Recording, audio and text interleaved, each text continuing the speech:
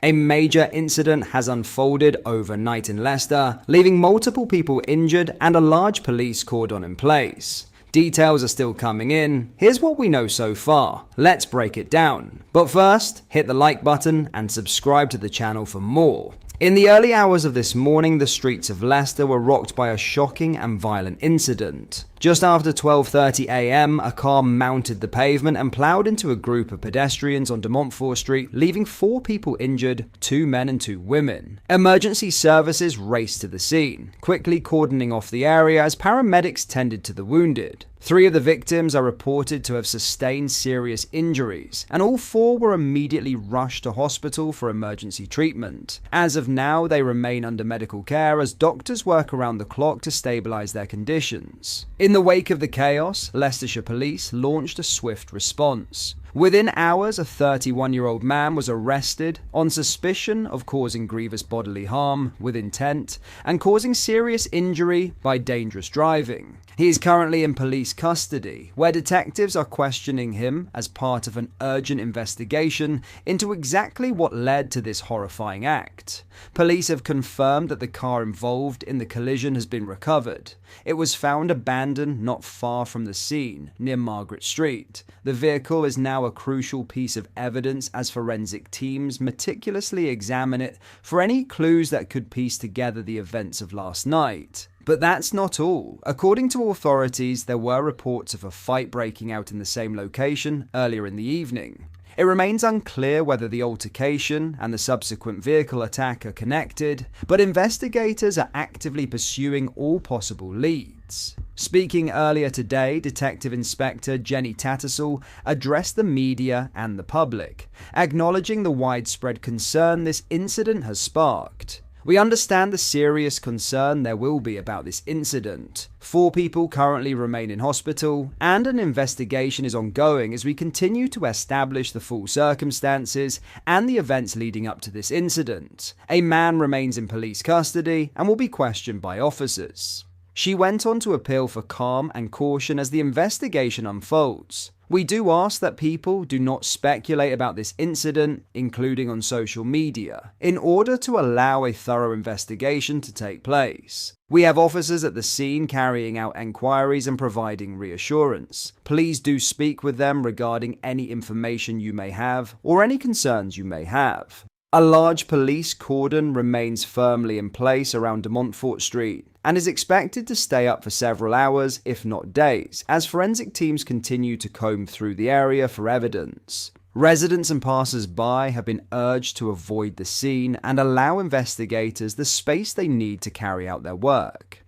At this stage, police are appealing for any witnesses who may have seen anything, whether it be the initial fight, the collision, or suspicious activity around Margaret Street where the car was found, to come forward. They are especially keen to gather any dashcam footage, CCTV, or smartphone videos that could assist in building a clearer picture of how the night unfolded. Anyone with information is asked to call 101, quoting incident number 27 of May 31st. This terrifying event once again highlights how quickly a night out can turn into a nightmare. For the victims and their families, the coming days will no doubt be filled with uncertainty and anxiety as they await news from the hospital. As more information becomes available, we will continue to follow this story closely. So make sure to like this video, subscribe, and turn on notifications so you don't miss any updates. Stay safe out there, and our thoughts tonight are firmly with the victims and their loved ones.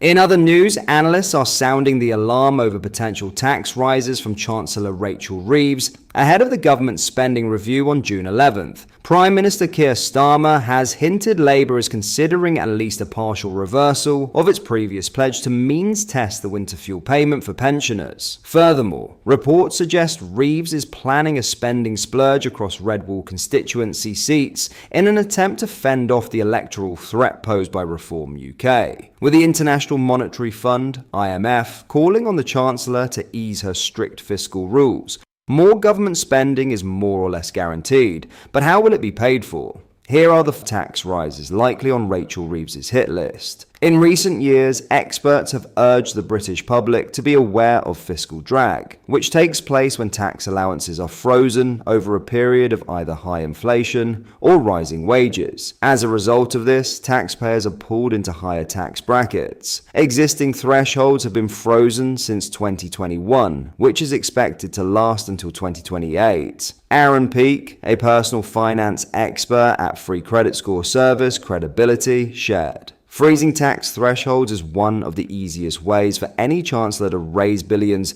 without causing a big political splash. It's already happening with income tax and inheritance tax, and it wouldn't be surprising if those freezes are extended. As wages gradually rise with inflation, more people end up paying higher rates. It is understood that the Treasury has been in discussion with city bosses over the impact slashing the tax-free allowance attached to YSRs would have on the economy." Rajan Lakhani, a money expert from Cash Saving at Plum, noted that more savers will likely lose interest earned to the taxman under this policy, being not specifically a tax rise. He explained, "At Plum, our research found that were the cash ISA allowance to be reduced, the most popular alternative option to hold this money is a cash savings account, followed by a current account rather than investing. Given the effects of fiscal drag from frozen tax thresholds, more people would then be at risk of paying tax on their savings as they exceed their respective allowances. It would be harsh to punish people for saving in given these circumstances. This levy on the profit someone makes from selling an asset could also be a revenue generator for the Treasury, according to some analysts. Currently, Britons need to pay capital gains tax on overall gains, the tax-free allowance, which are £3,000 for general asset sales